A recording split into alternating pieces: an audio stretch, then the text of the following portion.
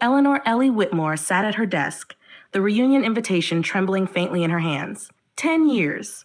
A decade since she'd last walked the halls of her alma mater, since she'd last seen him. Jason Carter, with his razor-sharp tongue and even sharper insecurities, had been the architect of her most private humiliation. Their relationship, once electric with shared ambitions, had crumbled in their senior year. Ellie had confided her dream of launching a nonprofit for underprivileged youth, only for Jason to sneer, "You'll never make a difference. You're just a dreamer with a trust fund." The irony burned. She'd hidden her lineage, using her mother's modest surname, Bennett, to avoid the weight of expectations. But his words had carved a wound that festered, driving her to prove herself without the Whitmore name. Now at 35, Ellie's nonprofit thrived, its success quietly buoyed by grants from Whitmore Global, a fact Jason, now a mid-level manager at the company, had recently unearthed. His emails to her organization had turned terse, laced with veiled threats about budget reevaluations. Her cousin, Claire Whitmore, the 38-year-old CEO, had warned her over late-night whiskey in her penthouse. "Jason's terrified of being overshadowed. He'll try to break you again." Claire, more sister than cousin, had always been Ellie's anchor. Summers at the family estate had forged their bond, Claire teaching her to gallop horses bareback, Ellie teaching Claire the quiet power of humility. The reunion venue, a glittering downtown hotel, hummed with the clink of crystal and the brittle laughter of former classmates. Ellie stood at the threshold, her midnight blue cocktail dress catching the chandelier light. It was a gift from Claire, its understated elegance a silent rebellion against the ostentation Jason adored. Across the room, he held court, his arm slung possessively around Maya Patel, a whip-smart junior executive from Whitmore's finance division. Maya, oblivious to the history thrumming between Ellie and Jason, smiled politely as he regaled a group with tales of his pivotal role in corporate strategy. "Still playing the martyr, Ellie?" Jason drawled, detaching himself from Maya to corner her near the hors d'oeuvres. His cologne, something aggressively citrus, clung to the air. "Heard your little charity's funding is pending review. Shame if it gets axed."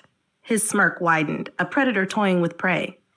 "But maybe I'll put in a good word for old time's sake." Ellie's fingers tightened around her clutch, her mother's rose gold brooch, a tiny W nestled in its design, digging into her palm. Before she could retort, Jason's phone buzzed. A text from a sycophantic subordinate, CEOs in the Windsor room, merger dinner with Axton Tech. Jason's eyes glinted. Perfect. "Actually," he announced, voice booming, "Whitmore CEO is here tonight. Let me introduce you all. Close colleagues, of course."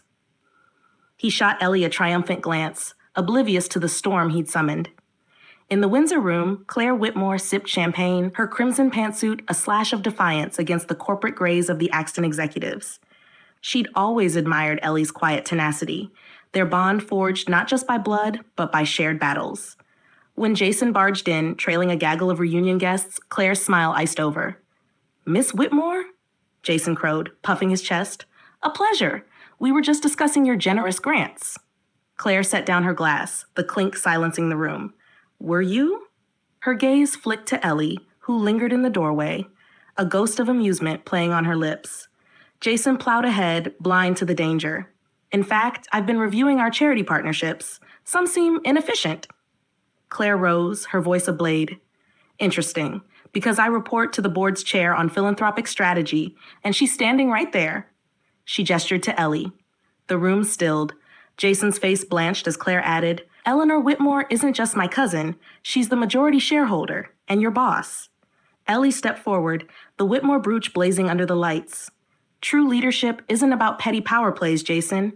It's about accountability." She turned to Claire, her tone steady. "Effective immediately, Whitmore's grant process will be restructured.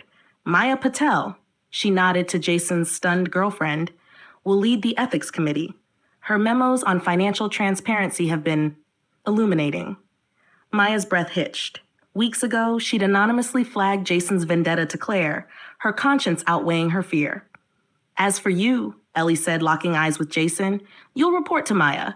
And if you so much as breathe on my nonprofit's funding, you'll answer to me." Claire smirked. "Any questions, Jason?" He stumbled back, colliding with a waiter. Red wine cascaded down his shirt, the crowd erupting in muffled laughter. Maya stepped away, her gaze fixed on Ellie, gratitude and resolve hardening her features. Later, Claire found Ellie on the hotel terrace. The city sprawled below them like a constellation. You could have buried him, she teased, passing Ellie a whiskey. Ellie shrugged, the brooch cold against her skin. Promoting Maya was revenge enough. She's everything he pretends to be. Inside, Maya texted Ellie, "Thank you for seeing me." Jason, meanwhile, slunk into the rain, his phone buzzing with a demotion notice. The Whitmore Global logo glowed above him, a mocking beacon. As Ellie gazed at the skyline, Claire squeezed her shoulder. Dad would have been proud. "No," Ellie said softly. "I'm proud. That's enough." The two women walked out, shoulders brushing, leaving the ghosts and Jason drowning in the shadows.